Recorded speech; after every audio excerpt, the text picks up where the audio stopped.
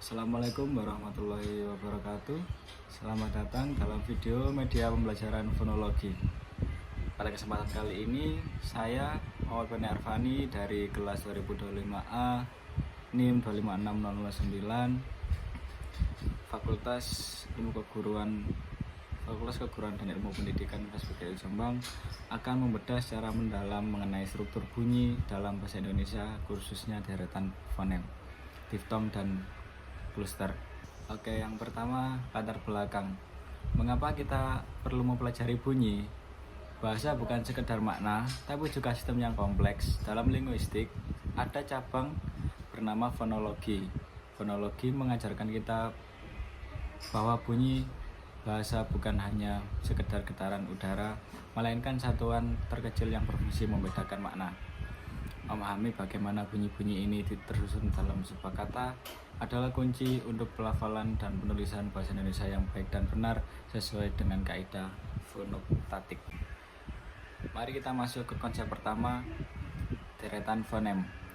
Banyak yang sering keliru menganggap semua bunyi yang berdampingan itu sama. Padahal deret fonem memiliki ciri khas tersendiri. Deretan fonem adalah dua fonem berbeda yang letaknya berdampingan.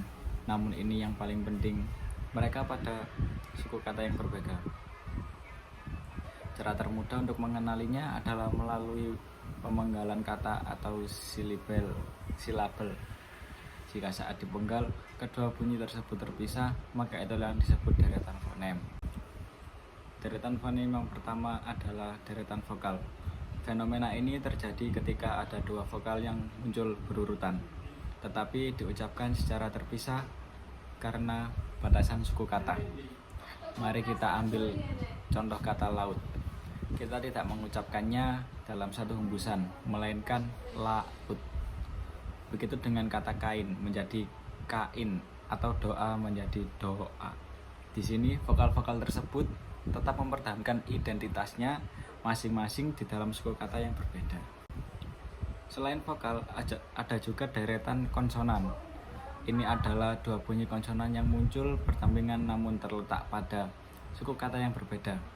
Konsonan pertama menutup suku kata sebelumnya dan konsonan kedua membuka suku kata berikutnya. Perhatikan kata sabda yang dipenggal menjadi sabda atau makmur menjadi makmur. Jeda di antara konsonan B dan D atau K dan M inilah yang menandakan bahwa mereka adalah sebuah deretan, bukan satu kesatuan bunyi. Oke, baik, sekarang kita beralih ke diftong. Berbeda dengan deret vokal tadi, diftong adalah gabungan dua bunyi vokal yang diucapkan dalam kesatuan artikulasi. Artinya, lidah kita bergerak atau meluncur dari satu posisi vokal ke posisi vokal lainnya dalam satu hembusan napas saja.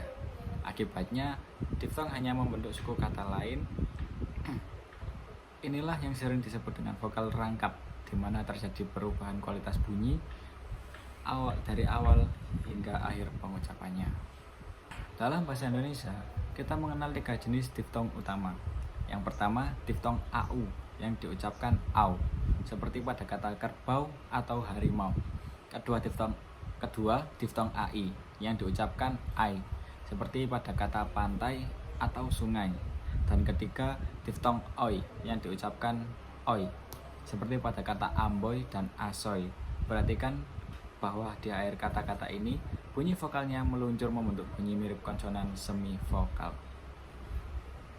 Secara teknis, diftong dibedakan berdasarkan kenyaringannya atau sonoritasnya. Ada yang disebut diftong naik, yaitu ketika vokal kedua posisinya lebih tinggi atau lebih nyaring dari vokal pertama. Sebaliknya, ada diftong turun, di mana vokal pertama diucapkan dengan sonoritas penuh, sementara vokal keduanya melemah dan mengaruhi ke bunyi non-vokal. Contoh diftong turun yang sering kita temukan seperti pada kata pulau dan sampai. Konsep selanjutnya yang tak kalah penting adalah klauser atau gugusan konsonan. Klauser adalah rangkaian dua atau lebih konsonan yang muncul berurutan dalam satu kata yang sama tanpa ada vokal yang menyisip di tengahnya. Seperti artikulatoris, klauser menuntut transisi alat ucap yang sangat cepat. Misalnya pada kata praktik, Bunyi P dan R harus diucapkan menyatu tanpa ada jeda. Inilah yang membuat closer terasa lebih kompleks untuk dilafalkan dibandingkan konsonan tinggi. Selanjutnya, pembentukan closer. Bagaimana aturan pembentukan closer? Biasanya closer dua konsonan melibatkan kombinasi huruf P, B, K dengan I atau R. Contohnya pleno, blanco, atau kristal. Namun, bahasa Indonesia mengenal cluster 3 konsonan. Biasanya diawali dengan huruf S, diikuti dengan konsonan hambat seperti T atau P, dan diakhiri dengan R atau N.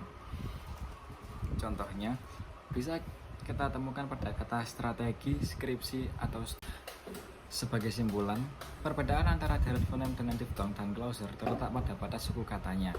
Deretan fonem terpisah oleh jeda silabel, sedangkan diftong dan closer menyatu dalam satu hembusan nafas di dalam satu suku kata.